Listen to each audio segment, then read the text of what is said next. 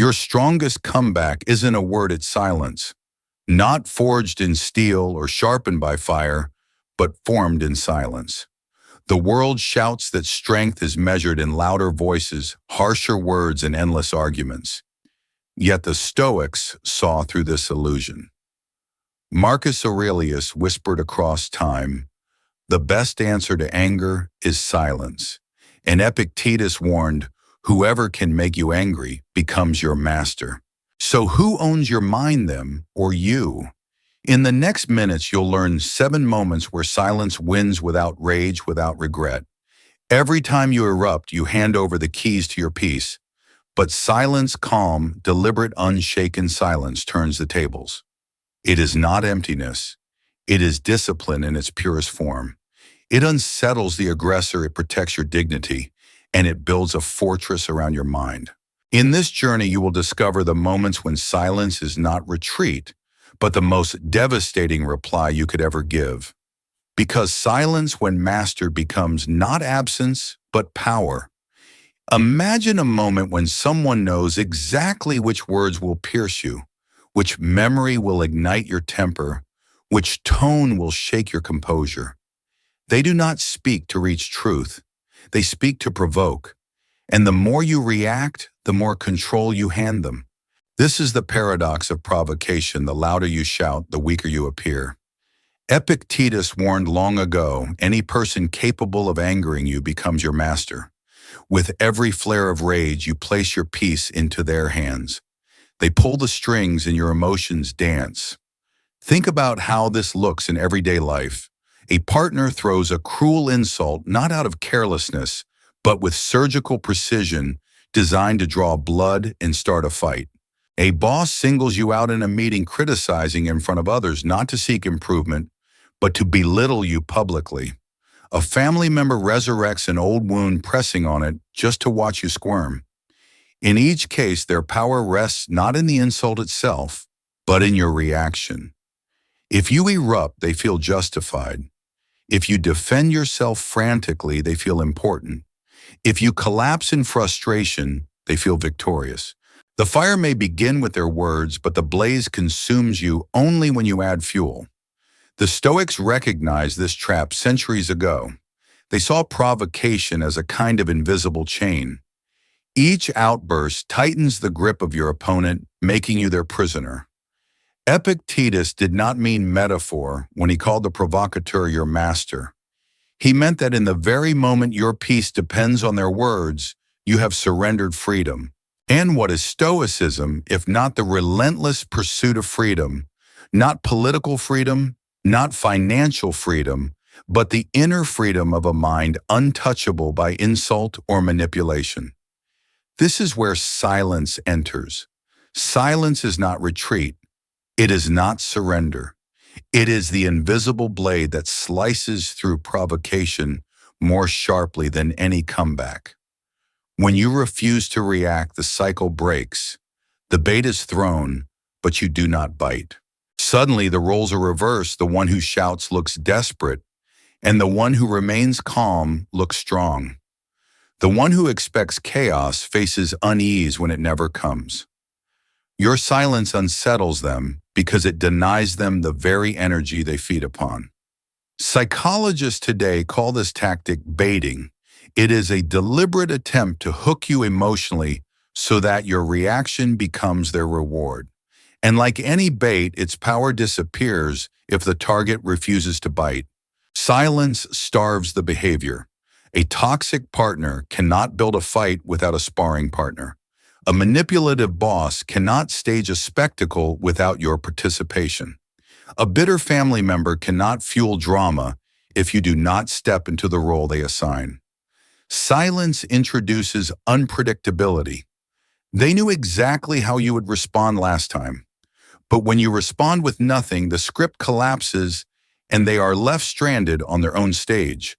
Consider the imagery Marcus Aurelius often used in his meditations. He compared human insults to smoke and dust, small disturbances carried by the wind. To chase them is to choke yourself. To ignore them is to let them dissipate harmlessly. When you stay silent in the face of provocation, you embody this wisdom. You choose to breathe clean air instead of swallowing the smoke others throw at you. Of course, silence is not easy. Every nerve in your body urges you to defend yourself, to shout, to prove them wrong. The insult feels like a blade, and silence feels like doing nothing while it cuts. But here lies the discipline of Stoicism, the recognition that your worth is not defined by their words and your strength is not measured by your retorts. Seneca wrote that the greatest remedy for anger is delay. Silence is that delay in action. It buys you precious seconds in which rage loses its grip and reason returns. You may still choose to respond later, but now you respond on your terms, not theirs. Think back to the last time you reacted instantly. Did the words you threw back truly restore your dignity, or did they leave you with regret? Did you walk away stronger, or did you feel as if you had been dragged into the mud? Silence spares you this regret. It keeps your dignity intact. It allows others to see the provocateur for who they truly are, without your outburst muddying the waters. In a meeting, the colleague's jab rings hollow when you remain composed. At home, the partner's insult feels petty when you refuse to rise to it. On the road, the stranger's gesture loses meaning when you keep driving in peace. Silence is not just for your sake. It also acts as a mirror, reflecting their pettiness back to them. Modern neuroscience even supports what the Stoics intuited. When provoked, the amygdala in your brain fires rapidly, launching you into fight or flight. This is why anger feels sudden and uncontrollable. But silence, even for a few breaths, allows the prefrontal cortex, the part of the brain responsible for rational thought, to re-engage. In other words, silence interrupts the hijack of your mind. It restores command to your reason. This is why silence is not passive. It is active control, the redirection of your own mind away from slavery to impulse. Ask yourself who truly holds power in these moments. The one who needs your outrage to feel important, or the one who can look them in the eye and offer nothing but calm? The world tells you that strength is loud, that victory is won by sharper words and louder arguments. But the Stoics teach a harder truth. Strength is quiet, victory is restraint, and freedom is found not in conquering others, but in mastering yourself. There is a story told of Socrates, often admired by the Stoics, who endured insults from those who mocked his appearance, his poverty, and even his voice. When asked why he did not respond, he said, "Should I be angry if a donkey kicks me?" His silence was not contempt. It was clarity. He recognized that to argue would be to step down from reason into the mud of insult. He chose instead to remain free. Silence is not always comfortable. It will leave the provocateur writhing in their own unease. It will leave bystanders wondering why you did not respond. But over time, silence builds a reputation stronger than any defense. People will see that you cannot be manipulated into rage, that your dignity is steady, that your peace is untouchable. And what greater power could you ask for than that when provocation comes? And it surely will remember Epictetus, whoever angers you becomes your master. Choose silence and you remain free. Silence is not absence. It is presence. It is the presence of a mind unshaken, a soul unbroken, and a discipline that cuts deeper than any word ever could. Few wounds cut as deeply as lies. They do not merely distort facts. They reach into the heart of your reputation, twisting how others see you, leaving you with the suffocating urge to defend yourself. It feels unbearable to stand accused of something false, to watch whispers spread through a workplace, a circle of friends, or even within a family. Your first instinct is to fight back, to explain every detail, to chase down every rumor until the truth is restored. Yet the harder you fight, the more life you give to the lie. Each rebuttal becomes fresh oxygen to the fire. Each frantic defense tells the world that the falsehood struck a nerve. And in the eyes of many, your desperation to explain may look like confirmation of guilt. The Stoics saw through this dangerous cycle long ago. Marcus Aurelius reminded himself with words carved into his meditations, "If it is not right, do not do it. If it is not true, do not say it." His point was piercing truth does not need your frantic defense. It does not require endless explanations. It simply stands immovable like stone. To chase every rumor is to lower yourself into the mud where the liar thrives. Seneca wrote, "Time discovers truth. Silence is the companion of time." Imagine that. Silence is not surrender. It is the ally of time. Lies collapse under their own weight. For truth, like the sun, always finds a way to break through. Modern psychology confirms what the ancients intuited. Gossip and slander are tools of social control. When someone spreads a falsehood, their goal is not accuracy, but influence. They want to shape perception, to isolate you, to watch you waste your energy defending yourself until you appear weak. They count on your outrage to validate their scheme.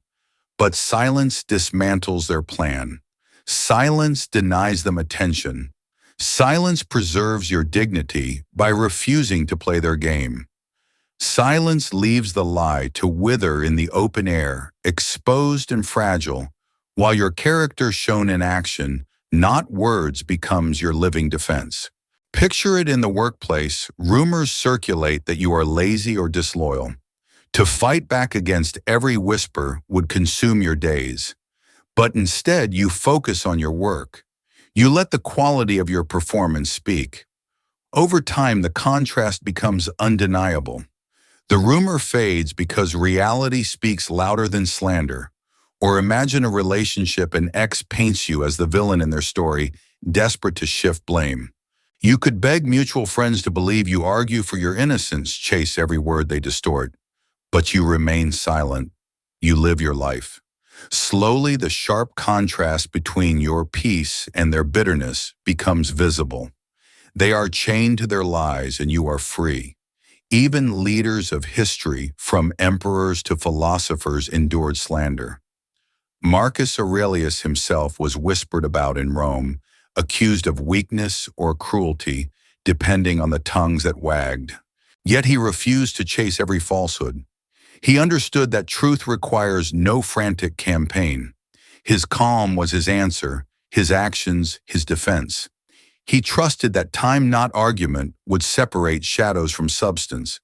That same strength is available to you. Still, silence in the face of lies is not passive. It is not hiding in fear. It is an act of dignity, a deliberate refusal to waste your breath. When you stay silent, you are saying, "My life will be my argument. My actions will reveal who I am." Silence is a higher form of speech. It tells the liar they no longer have the power to draw you into their theater. It tells the world that your reputation rests on something stronger than denial. It rests on consistency, on virtue, on truth lived daily. Think of the paradox. Nothing unsettles a liar more than the realization that their weapon has failed to wound you. They expected tears, rage, frantic explanation. Instead, they are met with silence.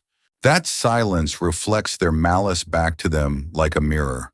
They crave your reaction to prove their control. When you refuse, they are left exposed, shouting into emptiness. And emptiness is unbearable for those addicted to drama. Ask yourself, how many times have you wasted hours, days, even months trying to convince others of what time would reveal on its own? How much energy have you poured into battles that only deepen the illusion of the lie? The Stoics challenge us with a harder path. They ask, can you trust yourself enough to let silence do the talking? Can you believe in your own dignity so fully that you do not need the validation of others to prove it? This is the essence of inner freedom. Consider Seneca's words, "If someone speaks ill of you, live so that none will believe him." This is the call to action. To live with such consistency, such integrity that lies sound absurd when measured against your life. The rumor loses weight not because you denied it, but because your daily conduct made it impossible to believe. Silence in this way becomes not avoidance, but proof. It becomes the quiet confidence of a person who knows that truth stands without argument. There will always be moments when you want to scream, when the injustice feels unbearable, when the lie feels like it might stain you forever. But pause and remember, lies burn fast and bright, but they do not endure. Truth is slow, steady, relentless. When you waste yourself in anger, you shorten your life for the sake of another's poison. When you hold silence, you extend your peace. You guard your energy for growth, for discipline, for the pursuit of what actually matters. So the next time lies are spoken about, you resist the trap. Refuse to chase every rumor. Let your actions be your defense. Trust the wisdom of Marcus, the patience of Seneca, the resilience of Epictetus. Your silence will not be mistaken for weakness. It will be seen for what it truly is, the discipline of a soul too strong to be shaken, too wise to be baited, too dignified to waste breath on shadows. Lies fade, truth endures. And your silence, steady and unbroken, becomes the bridge that carries you through the storm into the calm beyond. Few things cut to the core of our humanity like disrespect. A mocking remark, a dismissive gesture, a public humiliation. These moments pierce deeper than physical blows because they strike at our dignity. They whisper, "You are less, you are unworthy, you do not matter." From childhood, we are wired to crave recognition. We long to be seen, to be valued, to be affirmed. That is why disrespect burns like fire. It denies us the acknowledgement that makes us feel human. And the instinctive response is to fight back, to shout louder, to prove our worth with words or anger. Yet here lies the paradox: the more you demand respect from someone unwilling to give it, the less they will ever offer. Your fury does not raise you, it lowers you into their mud. The moment you lash out in rage, you confirm their sense of superiority. You show that their insult has power over you. Marcus Aurelius, surrounded by the constant criticisms of court politics, reminded himself of a vital truth. You have power over your mind, not outside events. Realize this, and you will find strength. The insult itself, the sneer, the jeer, the mocking tone, these belong to them. They are outside of you. But how you respond, that is your domain. It is in that space between provocation and reaction that your freedom lives. To meet disrespect with silence is not weakness, it is mastery. Your silence declares, your words cannot touch my worth. In that quiet refusal to descend, you deny them the satisfaction they crave. Imagine a manager who mocks you in front of colleagues. The room waits for your angry comeback, the verbal duel that will add fuel to the performance. Instead, you remain silent, focused, composed. Over time, it is not your silence that seems small. It is their cruelty that stands out starkly against your dignity. Or picture a partner who ridicules you in public, expecting you to defend yourself with equal venom. Instead, you turn away, calm, untouchable. The contrast between their loudness and your stillness speaks volumes. In a crowded street, a stranger hurls an insult, expecting escalation, a fight, a spectacle. You walk on unshaken, and suddenly their words echo back on themselves, empty and foolish. Psychologists describe respect as a kind of social currency. Those who lack it often try to elevate themselves by diminishing others. Disrespect is their cheap shortcut to feeling powerful, but silence robs them of profit.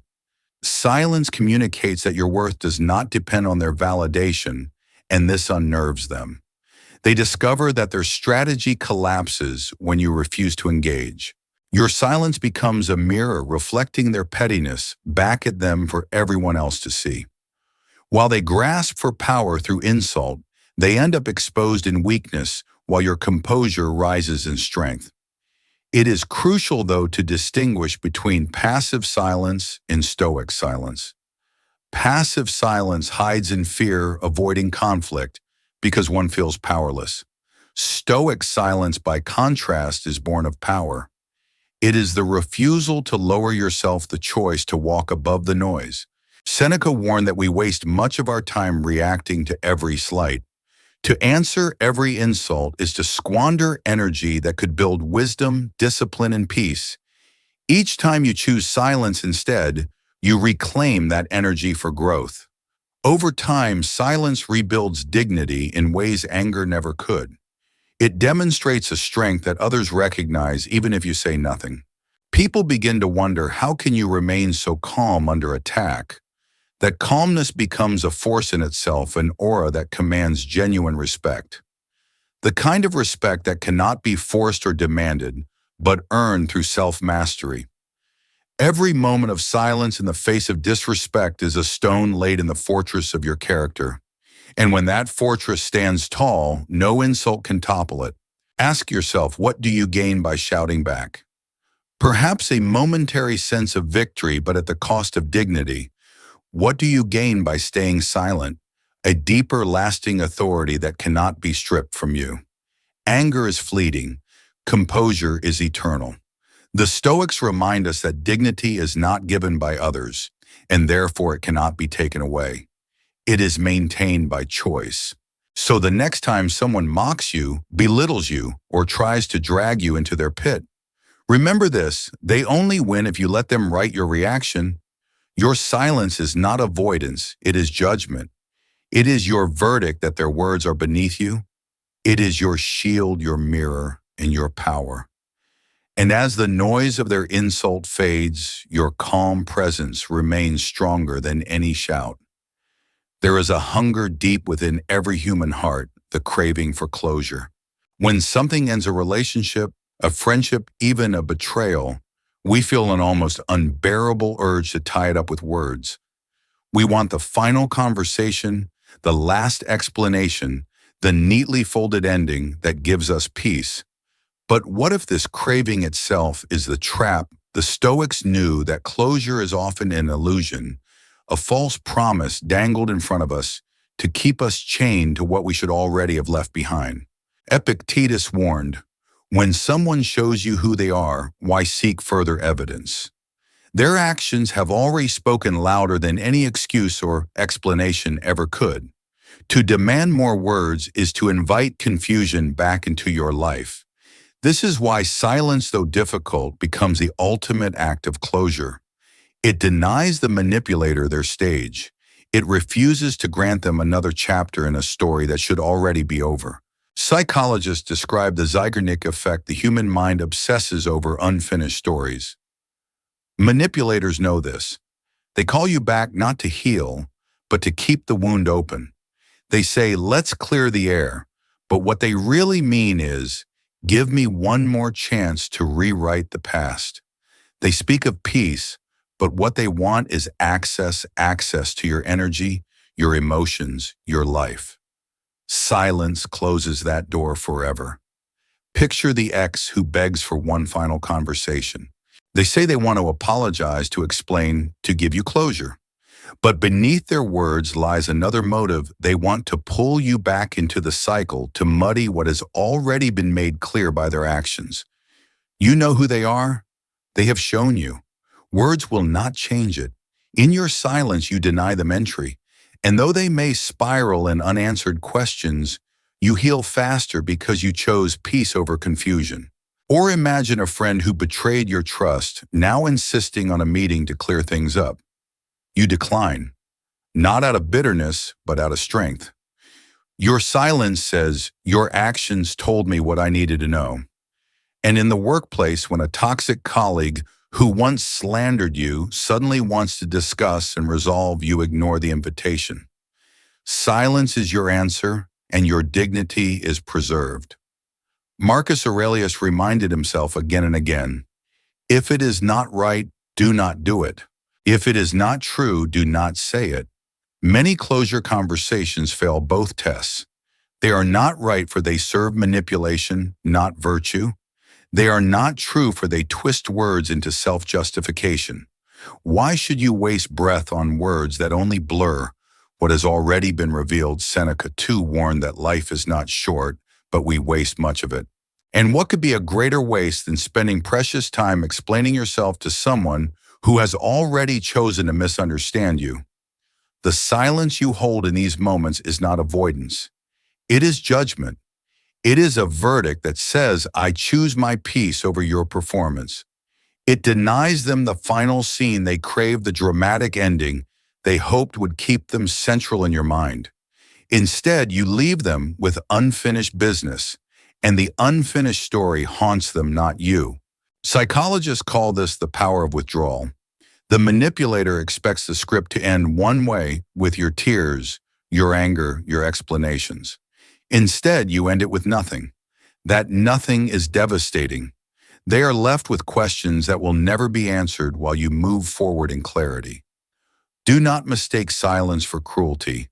It is not punishment, but protection.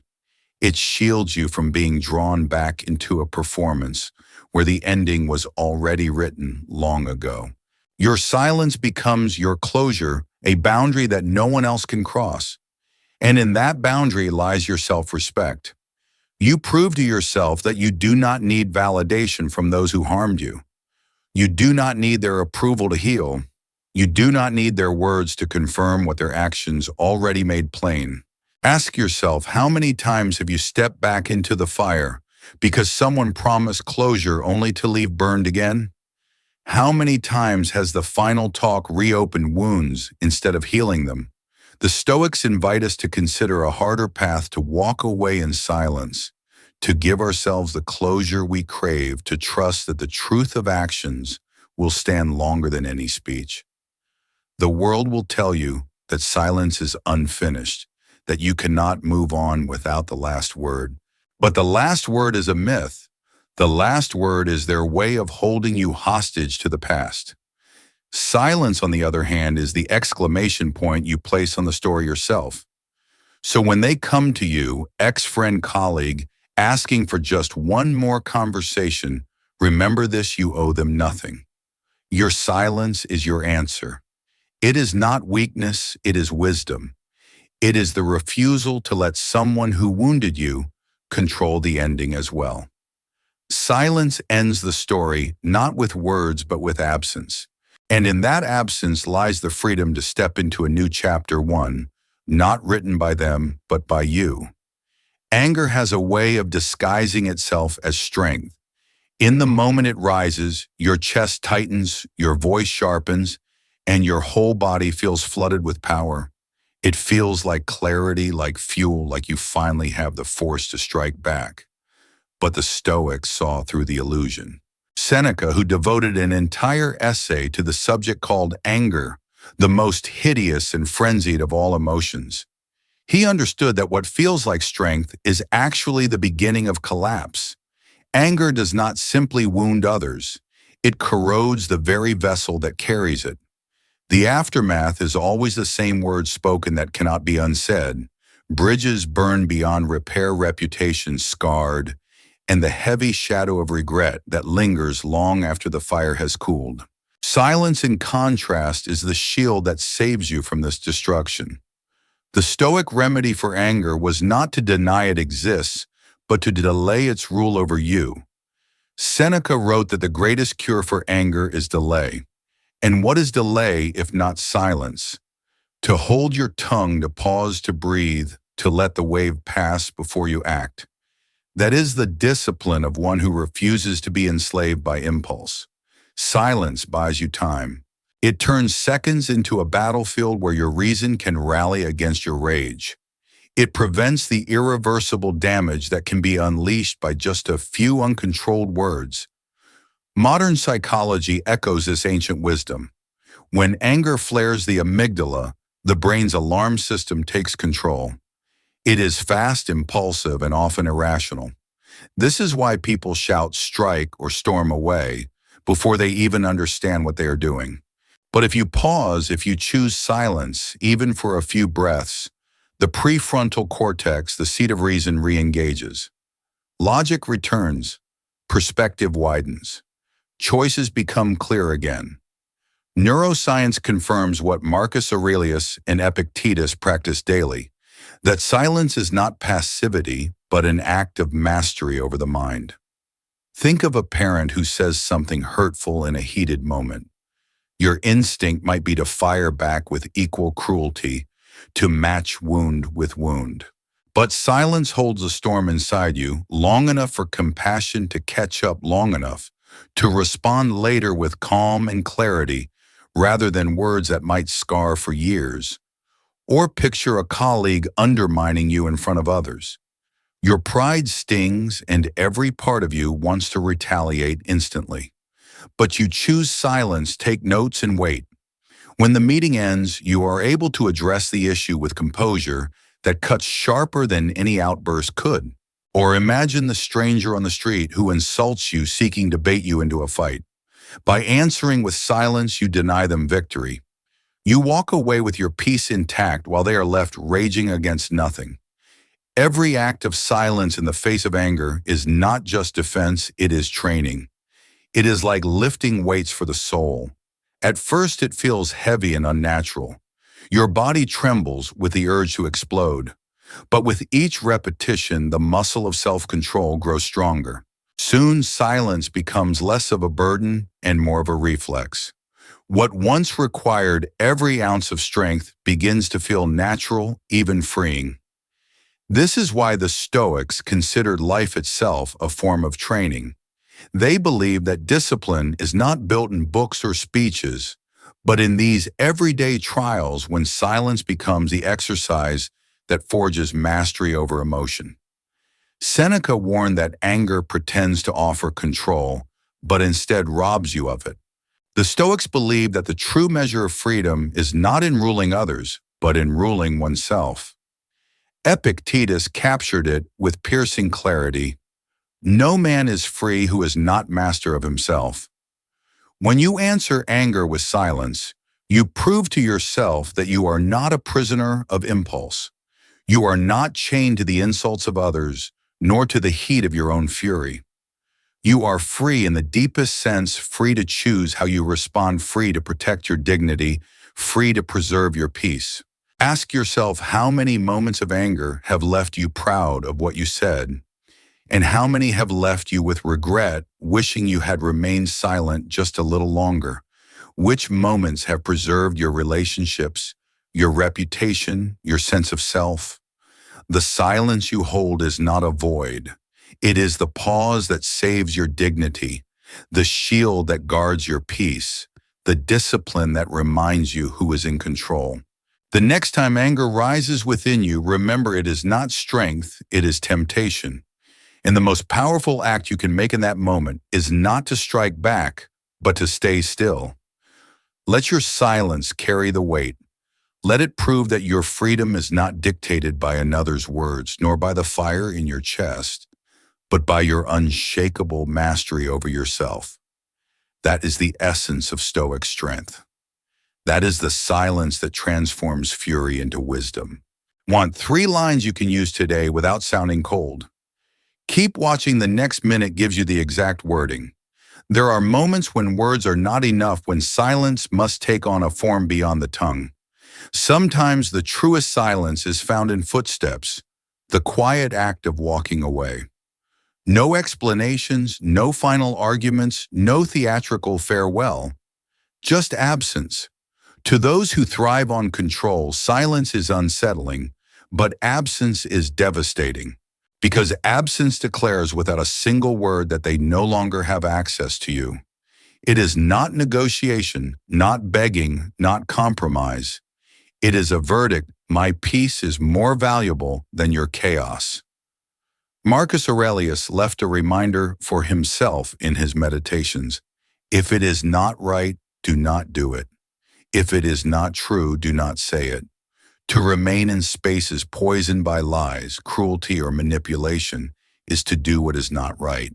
To argue endlessly with people who twist truth is to speak what is not true. Walking away in silence is not avoidance. It is alignment with virtue. It is refusing to entangle your life in what demeans you. And in that refusal lies a strength so profound, it shakes those who thought they could control you. Psychologists call it the power of withdrawal. When someone is addicted to your reactions, to your presence, to the energy they can extract from you, your silence is like cutting off their supply. But walking away multiplies that silence into absence. It denies them the stage, collapses their performance, and leaves them alone with their emptiness. They wanted to feed on your anger, your defenses, your explanations. You gave them nothing, and nothing to those who crave control is the most unbearable answer of all. Imagine the toxic relationship where apologies and promises always cycle back to betrayal.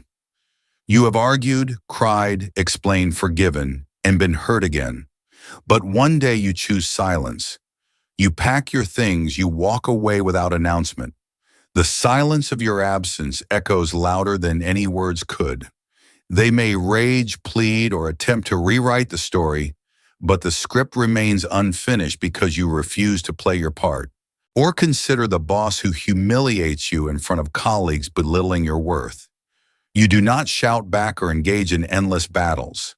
Instead, you hand in your resignation calmly and leave. Your absence lingers in the office more powerfully than your presence ever did, because it reveals that your dignity was never theirs to diminish. Or think of the friend who repeatedly disregards your boundaries, who cloaks disrespect in jokes and excuses. You stop answering their calls. You step away. They are left to face the gap you leave behind, a silence that cannot be filled with excuses. Seneca warned that craving closure keeps the spirit poor.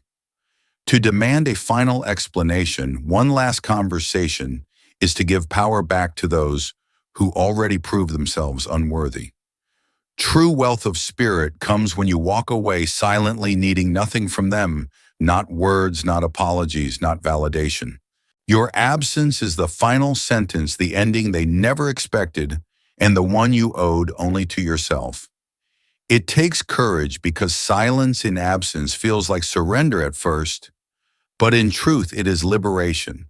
It is the quiet triumph of choosing clarity over confusion, dignity over drama, peace over performance.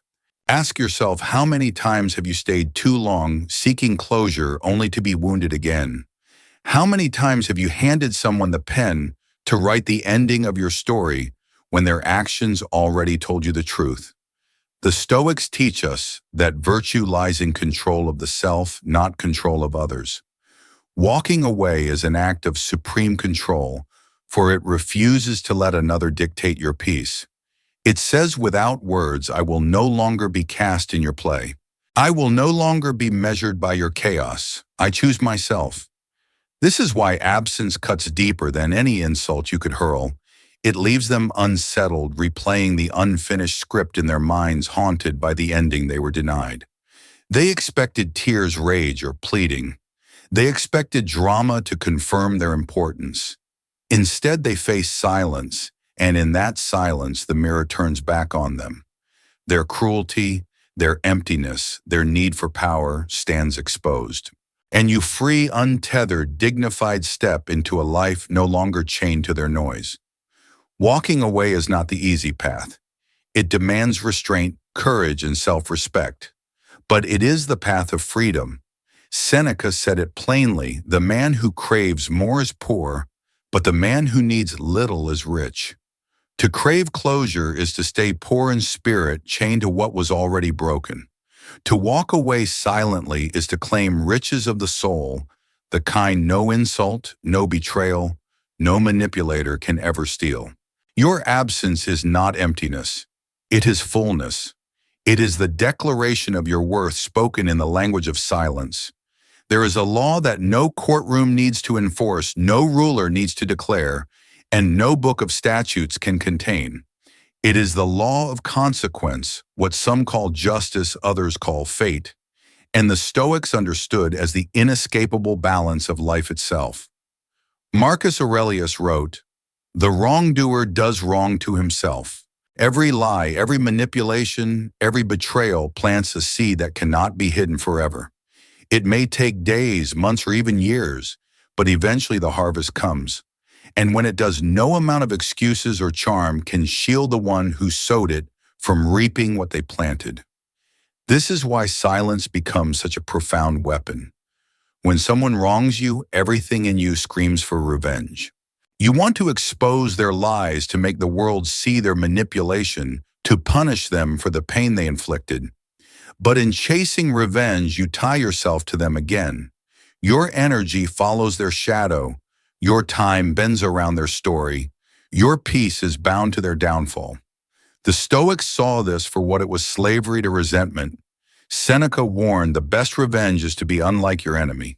To become consumed with punishing them is to mirror them, to let their poison seep into your veins. The true act of liberation is detachment, and silence is the language of detachment. Silence does not mean you do not feel the wound. It means you refuse to let the wound dictate your actions. It is the discipline of stepping back and saying, I will not interfere with what life itself is already doing. Lies collapse under their own weight. Manipulation unravels because it cannot sustain itself indefinitely. Betrayal corrodes trust until the betrayer finds himself alone. Your noise only delays the inevitable, while your silence allows consequence to move unhindered. Think of the toxic partner who betrayed you. At first, they may appear unshaken, flaunting their new freedom, mocking your silence. But time has a way of revealing truths. Slowly, their patterns repeat, their new bonds fracture, and the chaos they once poured into your life begins consuming their own. Your silence in this process is not surrender, it is strength. It shows you trust the law of consequence more than the impulse for revenge. Or imagine a manipulative colleague who undermines you to climb higher. You want to expose them immediately, to drag their lies into the light. Instead, you remain composed, focused on your work. Months later, their deception is uncovered, not by you, but by their own actions. The collapse is louder than any accusation you could have voiced. And think of gossipers who stain your name with whispers. You do not chase each rumor. You continue to live with dignity, and in time, their own reputation crumbles. For those who live by gossip, eventually drown in it. Psychologists today call this detachment, the ability to step back from what you cannot control and return focus to what you can. Detachment is not indifference, it is freedom. It means your soul is no longer tethered to the outcome of their story. You no longer obsess over whether justice will come, because justice is already at work. By releasing them in silence, you release yourself. You become free not when they fall, but the moment you stop needing to witness their fall. And here lies the paradox. The silence that frees you becomes for them part of the punishment. They expect your outrage, your accusations, your attempt to strike back. When none of that comes, they are left not only with the weight of their own consequences, but also with the realization that you have moved on untouched. To be forgotten by the one they tried to control wounds them more deeply than being hated. Hatred at least means they still matter. Indifference expressed through silence tells them they no longer hold space in your mind. And to those who thrive on power, that is devastation. Ask yourself, how many times have you chained yourself to bitterness, replaying betrayals, waiting for karma to arrive? How much of your life have you wasted wanting to see them punished? The Stoics would challenge you with a harder, nobler path, to walk forward in silence, to trust the balance of the universe, to become unlike the one who wronged you. Marcus Aurelius urged himself to remember that justice belongs not to him alone, but to the order of nature itself. Epictetus reminded his students that peace comes not from bending events to your will, but from aligning your will with events as they unfold. Your silence in these moments is not passivity. It is the embodiment of faith, not faith in chance, but faith in the steady grinding wheel of consequence. You no longer need to strike back because you know the strike has already begun. You no longer need to prove their guilt because guilt is etched into their own choices. And you no longer need to carry the bitterness because you have chosen freedom over fixation. So when you are betrayed, slandered, or deceived, remember this: you do not need to raise your voice. You do not need to fight for justice with fists or words. That is already happening whether you see it or not. Your silence is enough. It is the discipline of a soul too strong to be pulled down, too wise to waste itself in vengeance, too free to be chained to resentment.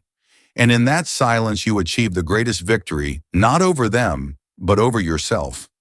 Silence is not weakness. It is not surrender. It is the purest expression of self-mastery.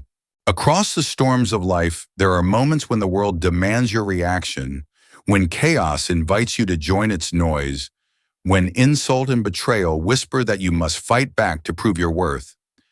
But the Stoics knew that the most devastating response is often no response at all. For silence is not the absence of strength. It is the presence of discipline, the presence of control, the presence of a mind so unshaken that no word can drag it into slavery.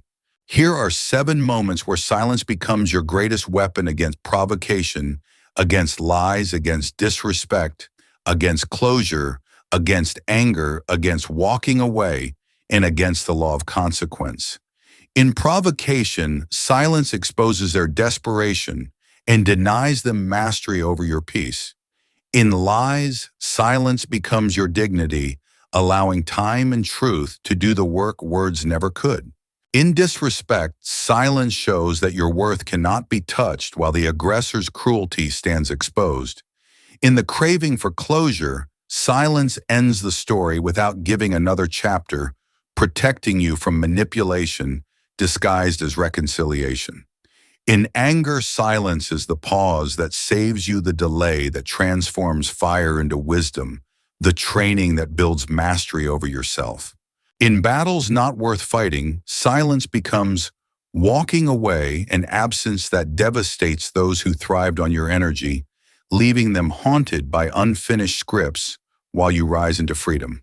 And in the law of consequence, silence allows life itself to deliver justice, for every wrongdoer carries the seed of their own downfall, and your silence proves you are free of their fate. Marcus Aurelius reminded himself, "The best answer to anger is silence." Epictetus warned, "Any person capable of angering you becomes your master." Together, their words form a shield across the centuries, teaching us that silence dismantles illusions, exposes weakness, and rebuilds strength. The world may tell you that silence is cowardice, that the loudest voice is the strongest. But those who shout are often the most desperate, and those who remain calm are the ones who truly command. Silence is both shield and sword. It protects you from saying what you will regret, and it cuts deeper than any insult could. It is the weapon no one expects, the strike no one sees, and the power no one can take away. Ask yourself how many of your regrets were born from words spoken in haste, from anger answered with anger, from lies you tried to chase down with explanations. And how many of your proudest moments came from restraint, from choosing dignity over drama, from refusing to give others the satisfaction of your reaction. Every time you choose silence, you train the soul. You grow stronger. You prove that freedom is not found in conquering others, but in mastering yourself. Silence, then, is more than an escape. It is a discipline. It is not retreat. It is elevation. It lifts you above the noise, above the bait, above the endless cycle of reaction that chains so many lives. To the provocateur, it is unsettling. To the liar, it is unbearable. To the disrespectful, it is humiliating. To the manipulator, it is devastating. But to you, it is liberation. It is the clearest sign that you have chosen yourself over chaos, peace over conflict, and mastery over impulse. So when life presses you to react, remember this: you do not need the perfect comeback. You do not need to win every argument. You do not need to fight every battle. You need only to master yourself. And sometimes the most devastating response is no response at all. If these words struck you, do not leave in silence. Subscribe now and save this video so you have it when the storm rises again. Each week you will train another Stoic weapon, practical, sharp, and ready for real life. Because in the end, your silence is not emptiness. It is strength, it is freedom, and it is the victory they never saw coming.